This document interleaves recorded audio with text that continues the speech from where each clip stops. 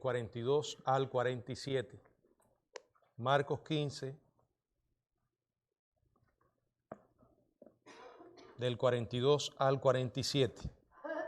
Dice la Biblia: cuando llegó la noche, porque era la preparación, es decir, la víspera del día de reposo, José de Arimatea, miembro noble del concilio, que también esperaba el reino de Dios, vino y entró osadamente a Pilato y pidió el cuerpo de Jesús. Pilato se sorprendió de que ya hubiese muerto, y haciendo venir al centurión le preguntó si ya estaba muerto.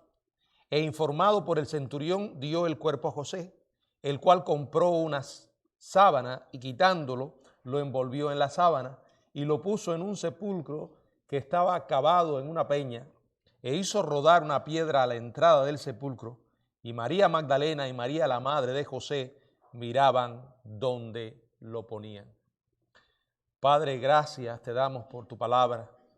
Hemos venido en esta noche a estudiarla y suplicamos, Señor, que tú nos ilumines con tu Espíritu para comprender las verdades que tienes para nosotros en esta noche.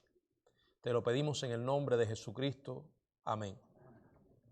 La sepultura de Jesús es el tema del estudio de esta noche. Sabemos que el Evangelio se conforma de tres hechos esenciales. En la primera carta a los Corintios, el apóstol Pablo los presenta con toda claridad.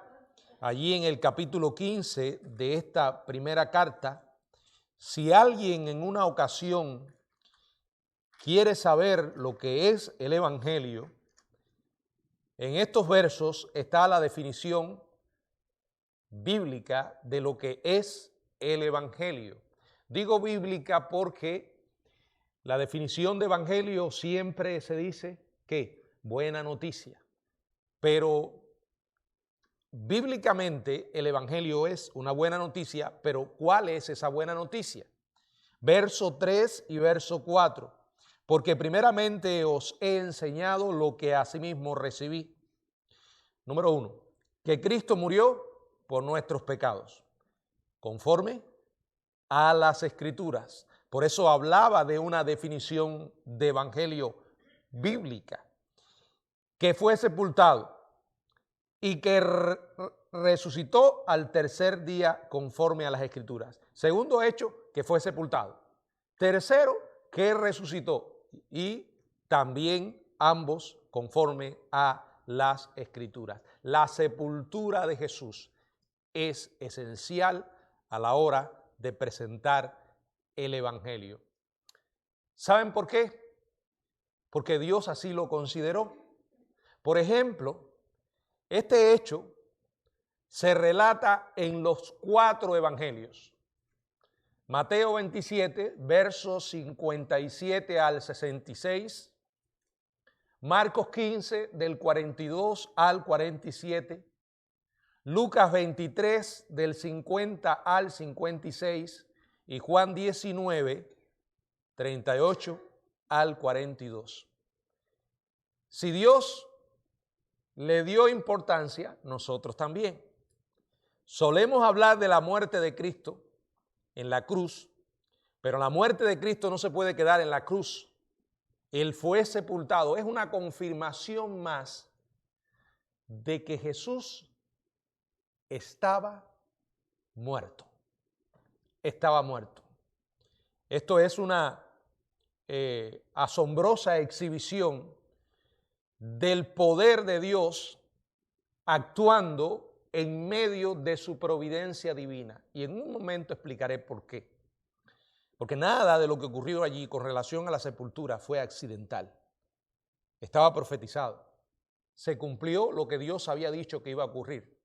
Sin importar las intenciones que tuvieron los personajes que participaron en el entierro de Jesús, sin importar qué les motivó, qué deseo, qué emociones, qué responsabilidades personales les llevó a esto.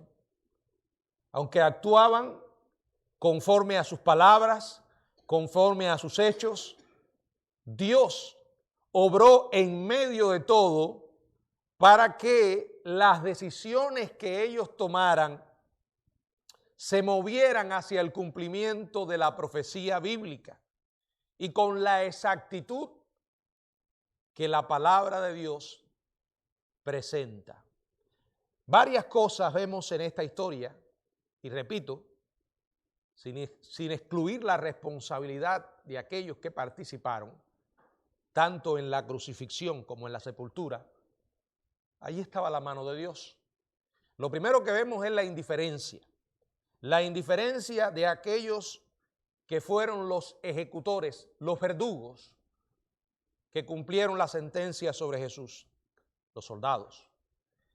Aunque Jesús murió a las 3 de la tarde, según Mateo 27:45, los dos malhechores que fueron crucificados con él aún estaban vivos cuando la tarde comenzaba a declinar, convirtiéndose en noche. En armonía con la ley, los dirigentes judíos, y además porque se trataba de la Pascua, quisieron que los 3 cuerpos fueran bajados de la cruz antes que comenzara el día de reposo. Dije conforme a la ley. ¿Qué ley? Deuteronomio 21, versos 22 y 23, que decía: si alguno hubiere cometido algún crimen digno de muerte y lo hiciereis morir y lo colgareis en un madero, no dejaréis que su cuerpo pase la noche sobre el madero. Sin falta lo enterrarás el mismo día, porque maldito por Dios es el colgado, y no contaminarás tu tierra que Jehová tu Dios te da por heredad. Lo irónico es que estos hipócritas líderes religiosos estaban participando, acababan de participar del mismísimo asesinato del Hijo de Dios, el Mesías, el Salvador del mundo, y estaban preocupados de una manera excesivamente escrupulosa por evitar la impureza religiosa. Eso es el fariseísmo, la hipocresía religiosa, ¿verdad? Estaban preocupados en cosas que, comparado con la muerte de Jesús, no eran nada. Y sin embargo, como Jesús les dijo, se tragaron el camello y querían colar el mosquito. Ahora, ellos sabían que los romanos no iban a quitar las víctimas de la cruz hasta que estuvieran muertas. Por eso van a donde está Pilato y le solicitan que apure la ejecución. Juan 19:31, si alguien puede leerlo.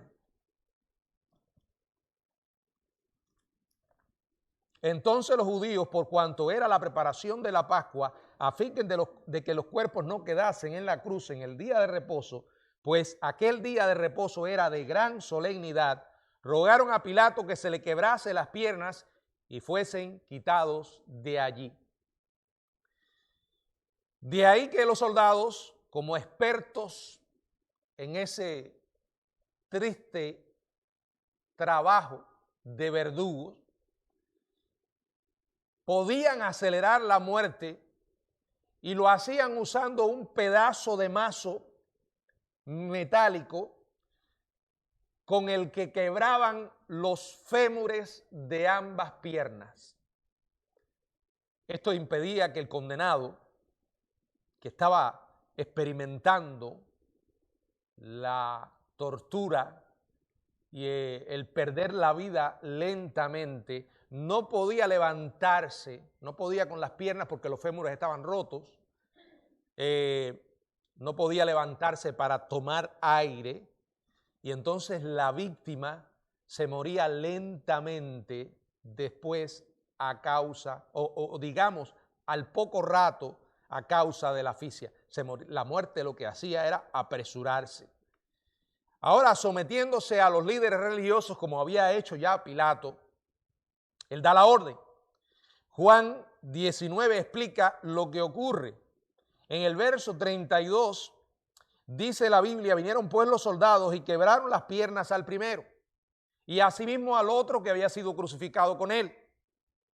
Mas cuando llegaron a Jesús, como le vieron ya muerto, no le quebraron las piernas. Entiendan, hermanos, que estos hombres eran profesionales en su trabajo.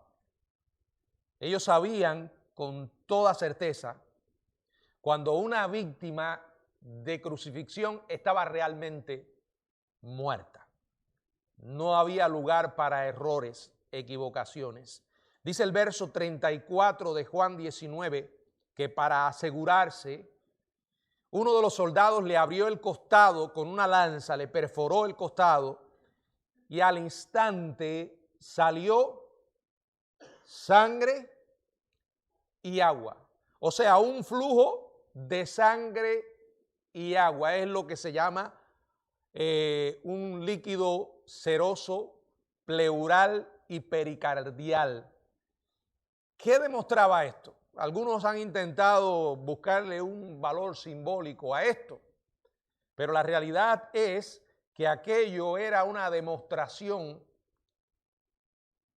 clara, sin duda, de que Jesús estaba realmente muerto. No le quepa la menor duda de que Jesús murió. Como hombre tuvo que experimentar la muerte. La muerte exactamente como nosotros la experimentamos. A diferencia que tú y yo morimos porque somos pecadores. Y Él murió porque ocupó nuestro lugar y voluntariamente ofreció su vida. Yo pongo mi vida y la vuelvo a tomar. Ahora, lo que quizás pareció una decisión insignificante para aquellos soldados que prefirieran no quebrarle las piernas a Jesús, sino más bien perforarle el costado con una lanza, nadie les obligó a hacer esto. Simplemente que como le vieron ya muerto y que quisieron asegurarse. Esto estaba dando cumplimiento al plan de Dios. No pierda de vista que estos hombres actuaban haciendo uso total y absoluto de su voluntad. No fueron impulsados a hacer esto. Pero el misterio divino, allí estaba Dios cumpliendo su propósito. Dice la Biblia en Juan 19, en el verso 36, porque estas cosas sucedieron para que se cumpliese la escritura. No será quebrado hueso suyo. Y también otra escritura que dice, mirarán al que traspasaron. También el Salmo 34, verso 20, profetizó acerca del Mesías, Él guarda todos sus huesos, ni uno de ellos será quebrantado. Ahora, ¿por qué? Recuerden que esto tiene un trasfondo en la ley, tiene un trasfondo en el sistema de sacrificios. Los corderos pascuales no podían tener hueso roto.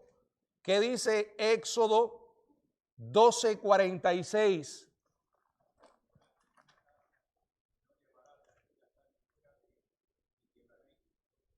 Y en el número 9:12.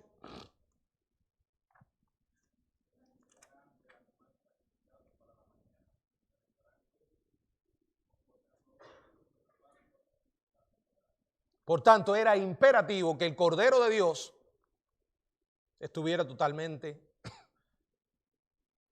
completo, no tuviera las piernas quebradas. También Zacarías, el profeta, predijo que el Mesías, en Zacarías capítulo 12, verso 10, sería traspasado.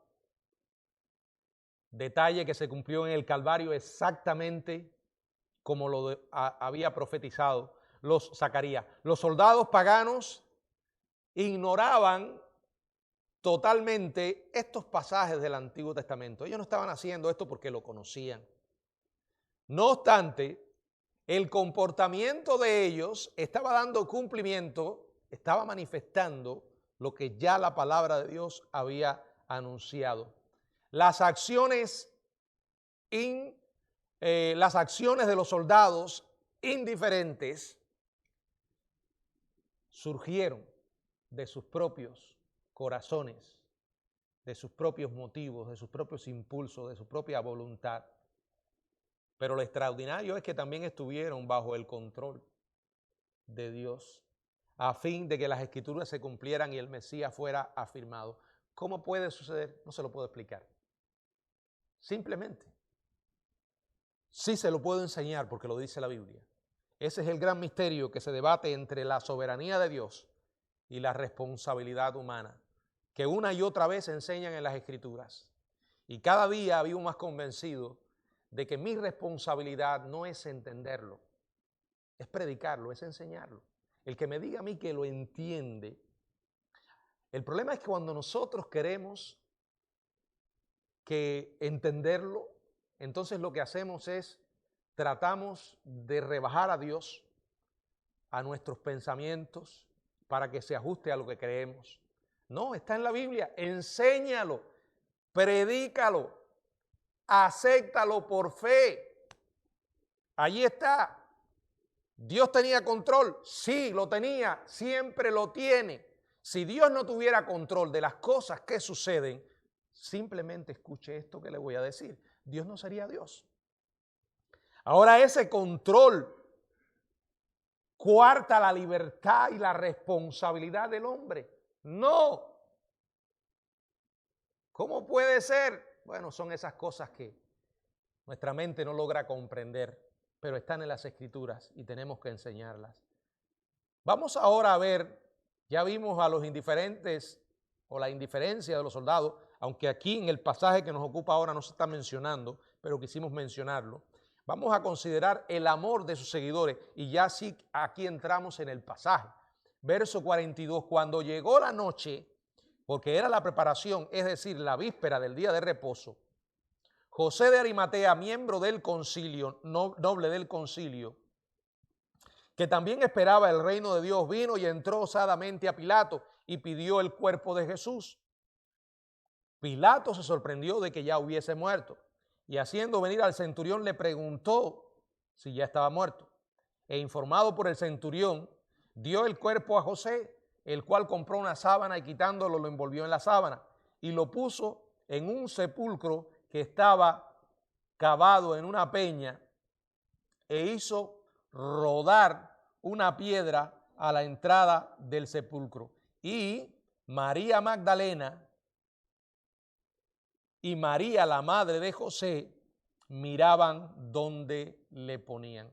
Lo segundo que vemos acá es el amor de sus seguidores. Especialmente aquí se menciona a José de Arimatea. Durante las últimas horas, antes de la puesta del sol del viernes, nuevamente la providencia se manifiesta, pero en este caso en sus seguidores, especialmente en los seguidores de Jesús, especialmente en uno. Marcos menciona que cuando llegó la noche, porque era la preparación, es decir, la víspera del día de reposo, un hombre llamado José de Arimatea llega a Pilato y lo hace con la intención de hacerse responsable de la sepultura de Jesús.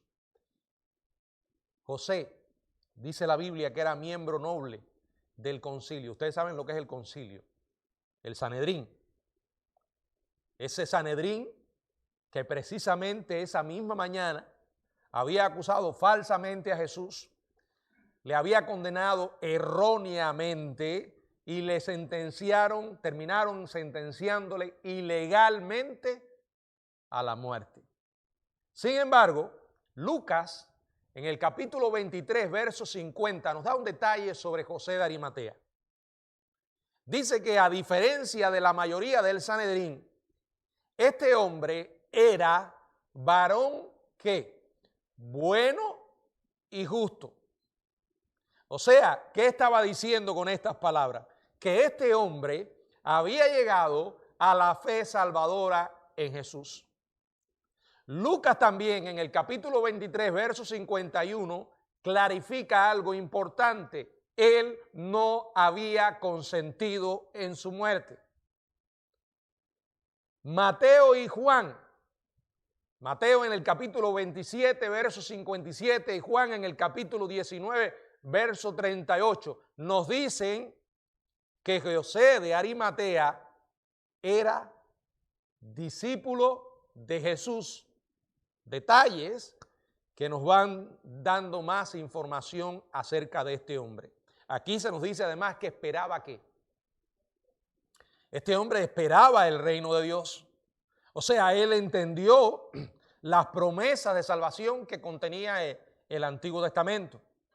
Y había llegado al convencimiento total de que Jesús era realmente el rey mesiánico. Sin embargo, había mantenido sus opiniones en secreto.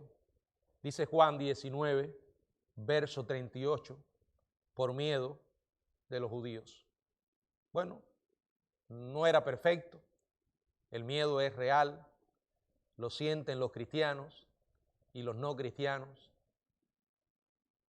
El problema no es no sentir miedo, es no dejar que el miedo nos controle. Es no dejar que el miedo se convierta en pánico y nos paralice y nos lleve a negar al Señor o a tomar decisiones necias. Este hombre sintió miedo. Pero cuando uno ve esta historia, se da cuenta que el miedo no controló su vida. Al final lo venció.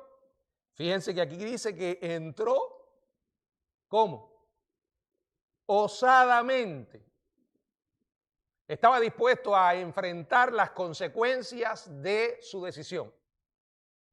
Había madurado, su fe se había fortalecido y estaba dispuesto a obedecer y a dejar las consecuencias al Señor. Somos humanos, no solo sentimos miedo, sentimos muchas emociones de las cuales no nos enorgullecemos o no nos sentimos felices por ellas. Pero con el Señor podemos vencerla. Después de muerto, el cuerpo de una víctima crucificada era bajado de la cruz y era desechado en una de dos maneras.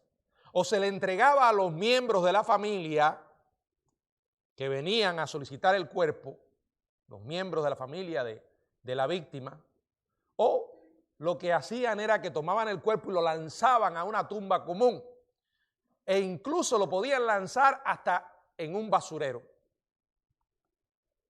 Con las mujeres que todavía permanecían junto a la cruz, según Marcos 15, verso 40 y verso 47, y con los apóstoles que también habían huido, excepto Juan, que estaba cuidando a la madre de Jesús, como vimos en Juan 19, versos 26 y 27, la petición para reclamar el cuerpo de Jesús llegó de un lugar inesperado, de una persona inesperada.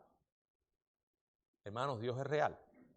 Él se mueve en medio de nuestra experiencia humana, en medio de todos los días comunes y corrientes, usando personas comunes y corrientes, a veces las que menos esperamos.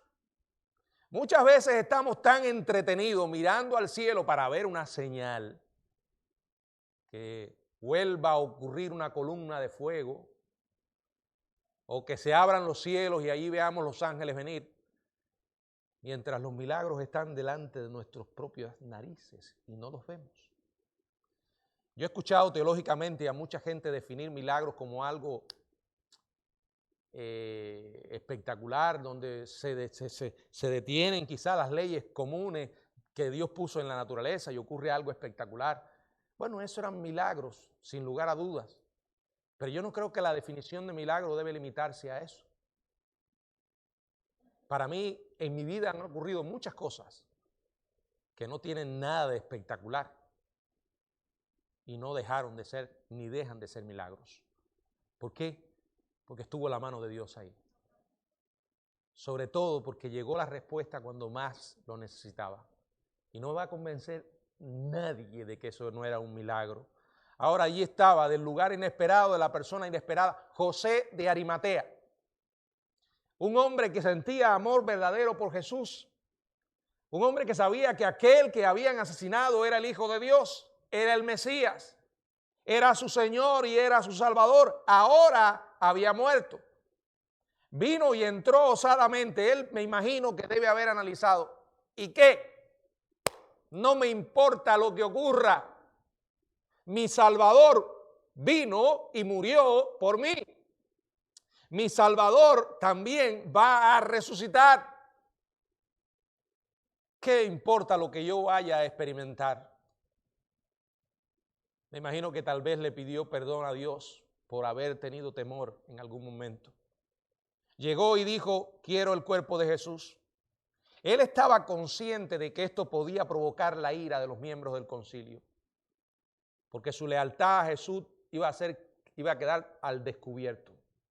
Ahora, después que los líderes religiosos le pidieran a Pilato que se asegurara que las víctimas crucificadas fueran bajadas de la cruz antes del día de reposo, y tras ordenar él a sus soldados que apuraran la ejecución, el gobernador romano aún estaba esperando la confirmación cuando se aparece José. Por tanto, dice la Biblia que Pilato se sorprende. ¿De qué? De que Jesús ya hubiese muerto. Y haciendo venir al centurión le preguntó si ya estaba muerto. El centurión le confirmó que Jesús ya había fallecido y entonces le entregó el cuerpo a José. Jesús fue crucificado. Es un hecho histórico, no es un producto de la imaginación. Que la imaginación humana, que los pensamientos humanos quieran interpretar ese hecho como les convenga, es otra cosa. Pero él murió. El libro de Dios explica la razón por la que él murió. El libro de Dios explica además que fue sepultado, una confirmación más de que estaba muerto. Tenía que morir. Su muerte fue real. Su muerte fue por nosotros. ¿Para que no muramos? No. A no ser que tengamos el enorme privilegio de ser la generación que Cristo venga a buscar con el arrebatamiento de la iglesia. He aquí digo un misterio, dice Pablo, no todos dormiremos, pero todos seremos transformados. Habrá una generación que no va a experimentar la muerte. Con excepción de eso, todos los seres humanos tendremos que morir. Yo no quisiera morir. Quisiera estar en ese grupo y creo que usted también, ¿verdad? Pero fuera de eso, tendremos que pasar por la muerte. Jesús pasó por la muerte para que las consecuencias de la muerte no nos dejaran atrapados. Para que la muerte fuera una puerta, una esperanza. Para que la muerte fuera la entrada al mejor de todos los lugares. La presencia de Dios, el cielo. Por eso tuvo que morir. Ahora, al tener el permiso, él regresa, José, al sitio de la crucifixión para disponer el cuerpo sin vida del Señor. En el nivel humano, José, a quien se le señala en Mateo 27, 57, le llama que era un hombre rico. Pero él quería honrar a Jesús. Quería ver su cuerpo tratado dignamente. Yo no quiero ser legalista sobre este tema, pero me sorprende mucho los conceptos que la gente tiene del cuerpo. Yo creo que cada uno tendrá sus razones, ¿no? Y creo que en esto no podemos ser, repito, legalistas. Pero cuando yo escucho a algunos por ahí que lo hacen como una gracia, a mí cuando me muera, que me metan candela. Si es cubano va a usar esa palabra, o que me prendan un fósforo. Ten un poco más de respeto por tu cuerpo. Bueno, si no tienes dinero, bueno, ya es una cosa diferente. Pero esas expresiones a veces, miren, si hay algo que está establecido en la Biblia, es que los cuerpos de los difuntos se trataban con respeto. Los judíos sepultaban a sus muertos y los sepultaban dignamente porque tenían un concepto muy elevado del cuerpo. No solo los judíos. Y miren, o sea, no, ya se murió, vamos a tratar el cuerpo. Total, si yo exploto en un avión, bueno, hermano, una cosa es que usted vuele en pedazos en un avión, a que usted mande a que vuelen en pedazos su cuerpo después que usted se muera. O sea, no, yo sé que para Dios no es ningún problema levantar del polvo nuestro cuerpo ya descompuesto y transformarlo en un cuerpo de gloria. Pero el punto que quiero enfatizar aquí es el respeto por el cuerpo. ¿Saben por qué? Porque los seres humanos no somos simplemente almas. Yo creo que en la raíz de todo esto hay una interpretación retorcida que llegó en el cristianismo hace mucho tiempo, cuando las filosofías griegas se metieron dentro del cristianismo y comenzaron a espiritualizar todo. Llegaron algunos a enseñar que el cuerpo era malo y el alma era buena. Pero la Biblia siempre que se refiere al hombre, habla de la salvación integral del hombre. No solo la salvación del alma, también del cuerpo. Es más, no hay salvación o no se ha producido ese acto de glorificación hasta que nosotros no experimentamos la redención de nuestro cuerpo. ¿Entienden lo que les quiero decir? Cuando usted y yo estemos en el cielo no vamos a ser almas desencarnadas. No vamos a estar allí en un lugar etéreo. No, vamos a ser individuos con alma o espíritu y cuerpo. En un lugar físico, que será el cielo. Y cuando la Biblia habla de él, se refiere a eso. Pero vuelvo, aquí este hombre manifestó respeto por el cuerpo de Jesús. No hay un solo caso en la Biblia en que usted haya visto a los hebreos tratando el cuerpo con burla o desprecio. Solo a alguien, si no me equivoco, fue a Saúl. Lo quemaron o mandó a quemarlo a alguien porque no lo quemaron. Sí, pero también mandó a incinerar el cuerpo. Yo no recuerdo bien el detalle ahora y fue por circunstancias muy especiales. Pero volviendo acá, él quería ver sepultado adecuadamente y no quería que Jesús terminara su cuerpo en una tumba común. Pero en el nivel humano, Dios estaba manejando las circunstancias, las acciones. Isaías 53:9 dice, hablando del profeta, del siervo sufriente, y se dispuso con los impíos su sepultura, mas con los ricos fue en su muerte. Aunque los romanos planearon desechar el cuerpo como si se tratara de un delincuente común, preste atención, la manera como los romanos trataban los cuerpos, puros paganos, y la manera en que los judíos trataban el cuerpo. El Mesías sería sepultado en la tumba de un hombre prominente y rico. Los judíos no embalsamaban, lo cual explica por qué José compró una sábana. Juan 19:38 dice que se llevó el cuerpo de Jesús, lo envolvió en la sábana. El cuerpo fue envuelto usando tiras de tela que estaban llenas de especias aromáticas a fin de combatir los olores causados por la descomposición. En la preparación del cuerpo de Jesús para la sepultura no estuvo solo José. Juan informa en Juan 19, versos 39 y 40, si alguien puede leerlo.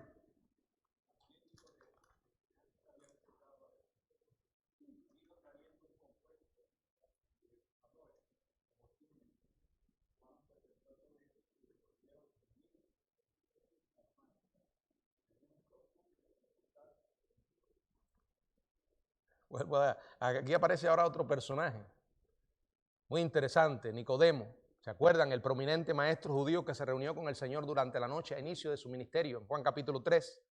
que también era miembro del Sanedrín, según Juan 7:50. Al igual que José había recibido a Jesús como Señor, había al fin nacido de nuevo y deseaba honrar con su sepelio. Fíjense lo que estoy diciendo. O sea, para ellos la preocupación no era simplemente cuando estaba vivo, servirle. Ellos tenían mucho respeto por el cuerpo y la manera como lo trataban.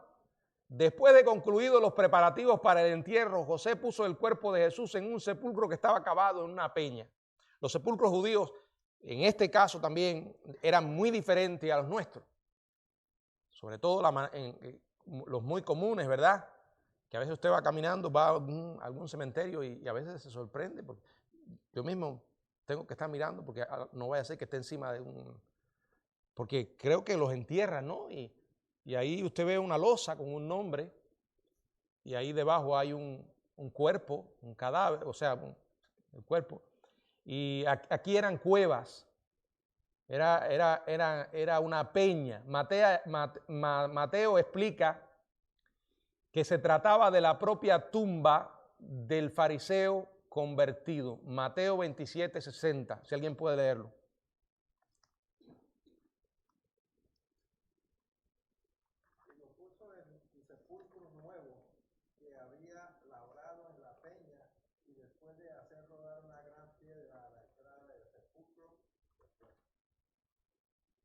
Es interesante que aunque Jesús experimentó extraordinarias humillaciones en su vida, no fue así en su muerte. No sé si me entienden, la parte del trato que se le dio a su cuerpo. El sepulcro de un rico. Juan observa que estaba ubicada en un huerto, cerca del Gólgota. Juan 19, 41 y 42. Tanto en el antiguo Israel como en otros lugares era común que las tumbas se volvieran a usar. El cuerpo se descomponía hasta que solo quedaban los huesos, que luego se juntaban en un osario y así la tumba volvía a estar disponible. Pero José colocó a Jesús en una tumba en la que nunca habían puesto ningún cadáver. Lucas 23:53. Lucas 23:53, si alguien puede leerlo.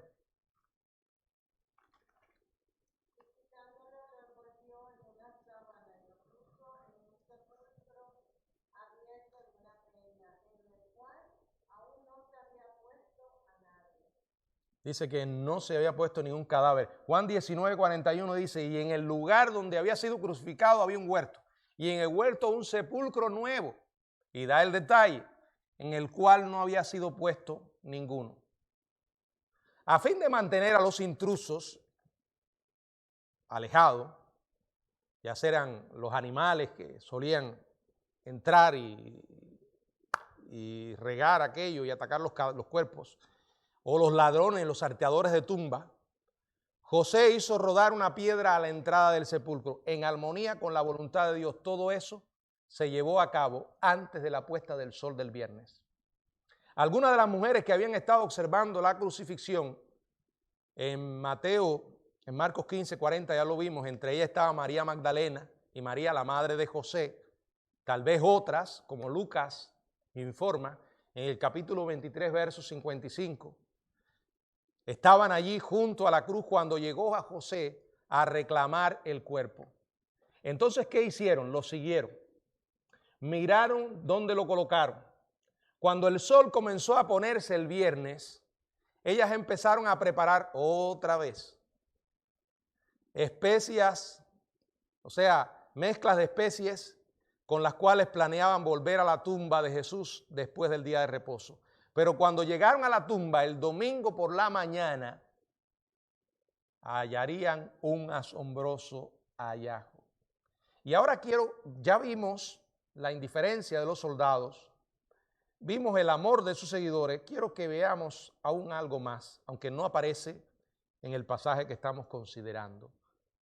Es algo extra mirándolo por los demás evangelios, el odio de los líderes religiosos.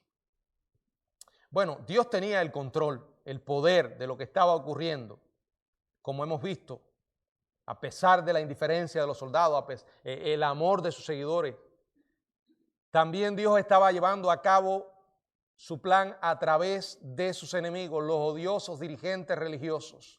El Evangelio de Mateo relata una reunión rápida de los líderes religiosos y Pilato, que se llevó a cabo al día siguiente, durante el día de reposo. Mateo 27, verso 62 al 67.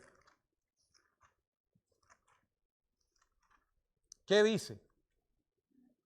Al día siguiente, que es después de la preparación, se reunieron los principales sacerdotes y los fariseos ante Pilato, diciendo: Señor, nos acordamos que aquel engañador dijo, viviendo aún, después de 3 días resucitaré. Manda pues que se asegure el sepulcro hasta el tercer día, no sea que vengan sus discípulos de noche y lo hurten y digan al pueblo: resucitó de entre los muertos. Y será el postrer error peor que el primero.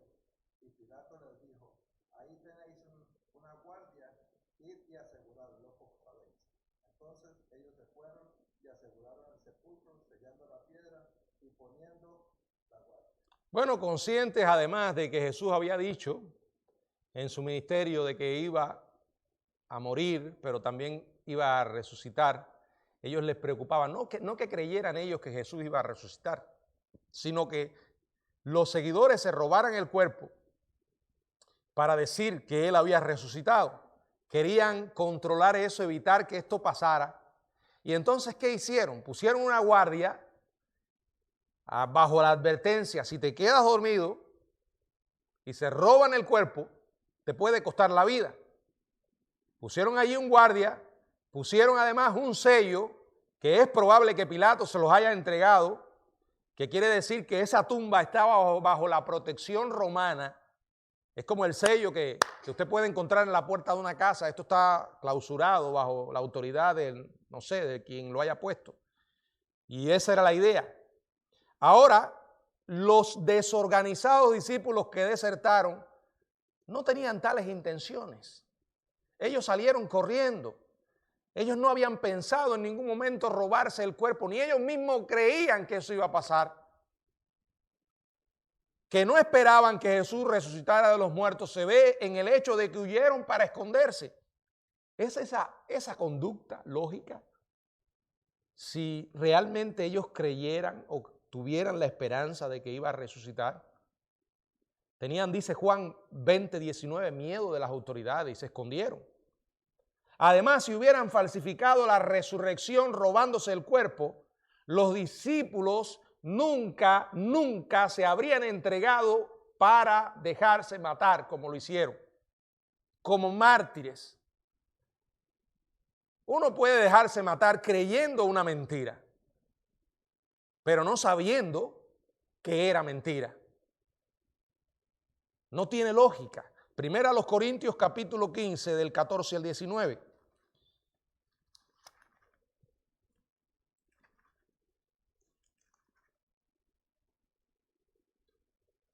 Y si Cristo no resucitó, vana entonces nuestra predicación, vana es también nuestra fe.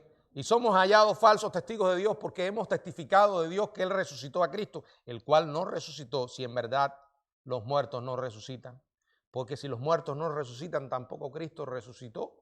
Y si Cristo no resucitó, vuestra fe es vana y aún estáis en vuestros pecados. Entonces también los que durmieron en Cristo perecieron. Si en esta vida solamente esperamos en Cristo, somos los más dignos de conmiseración de todos los hombres.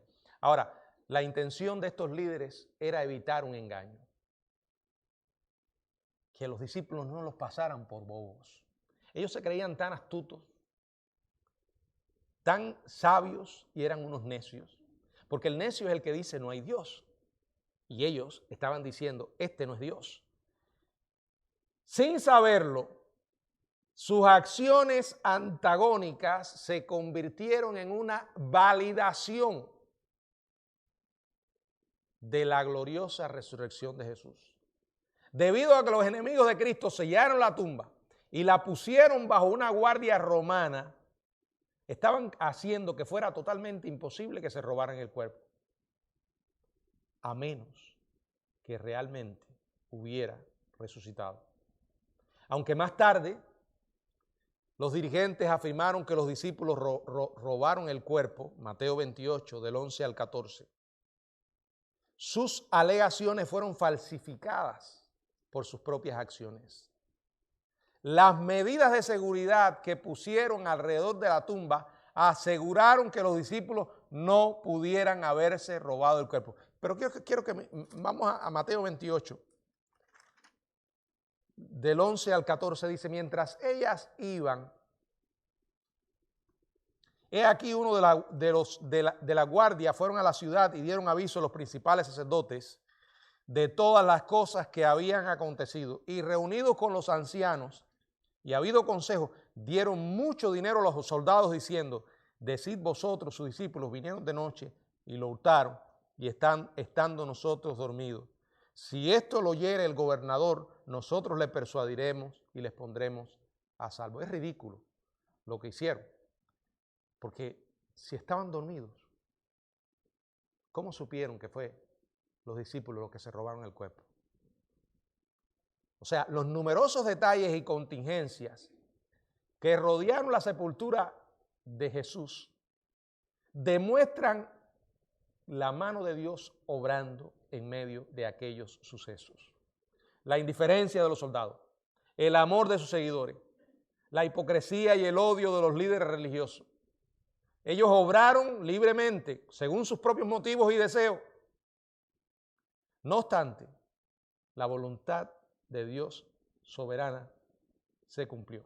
Miren, sus piernas no fueron quebradas, su costado fue perforado, estuvo con un hombre rico en su sepultura, su cuerpo permaneció en la tumba por 3 días, su sepulcro fue sellado y protegido por sus enemigos, lo que hizo imposible que los discípulos hubieran robado el cuerpo, afirmando por ende la verdad de la resurrección.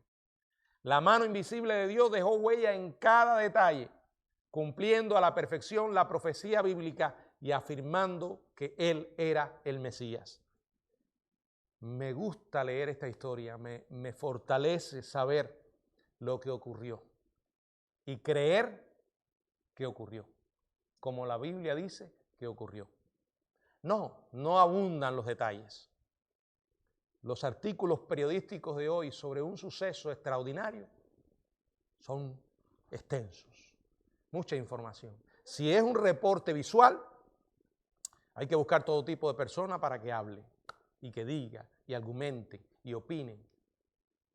Sin embargo, un suceso como este, la Biblia lo presenta de una manera simple. Dice lo que simplemente ocurrió. Es tu responsabilidad y la mía aceptarlo o rechazarlo. 2 cosas. Él murió. Él resucitó. Con relación a la muerte, 2 cosas. Aceptarlo o rechazarlo. Si lo aceptas, tu fe se fortalece y entonces todo tiene sentido. Todo tiene sentido y para Dios, entonces creemos que para Dios todo es posible. Se arma todo el rompecabezas. Pero si no lo crees, entonces todo es una mentira. Todo es un engaño. Como dice Corintios, no hay vida eterna, no hay resurrección, no hay Dios, no hay nada, nada. ¿Qué eliges? La decisión es nuestra. Ahora, si decides creer, no estás dando un salto en la oscuridad. El Evangelio de Lucas, que fue escrito específicamente por un médico historiador, abunda en detalles sobre este suceso. Y cuando usted los conoce, lo que hace es confirmar la veracidad de este hecho.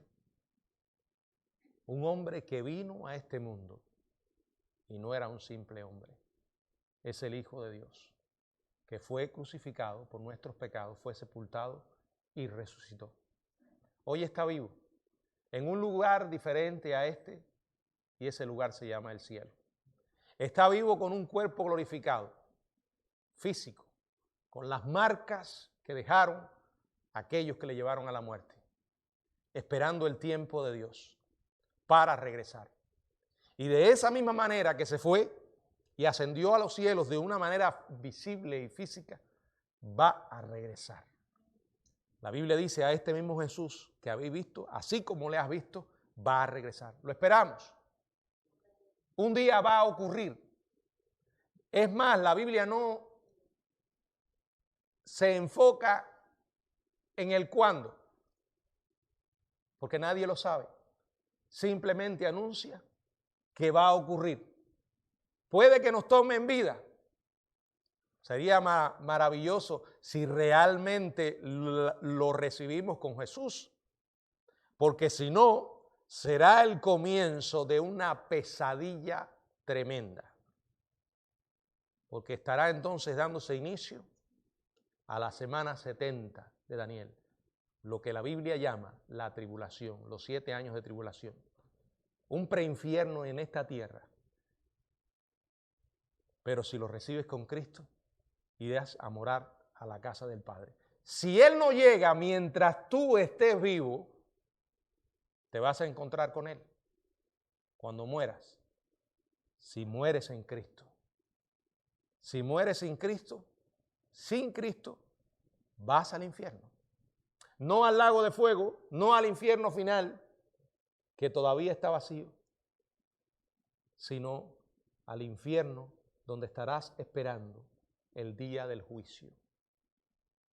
Y lo peor de aquel lugar de tormento es que no podrás ver a Jesús, ni habrá oportunidad para salvarse.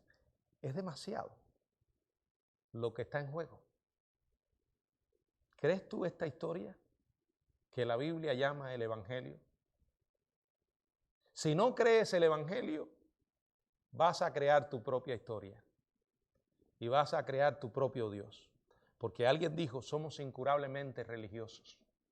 Y yo diría, en las palabras de un teólogo, el problema es que Dios nos creó con un sentido, una necesidad de Él. Y no podrá esa necesidad ser satisfecha hasta que no estemos en comunión con Él. Somos adoradores por naturaleza. La cuestión es a quién vamos a adorar. ¿Quién será nuestro Señor? Puede que no sea para ti Jesús, pero te vas a levantar tu propio Dios. Vas a crear tu propio Señor. A lo mejor decides ponerte tú en el lugar de ese Dios. Dios permita que todos los que estamos aquí estemos realmente seguros de que somos hijos de Dios, de que hemos nacido de nuevo, que nuestros pecados han sido perdonados y que tenemos como destino el cielo, porque Dios preparó lugar para nosotros. Que el Señor nos bendiga.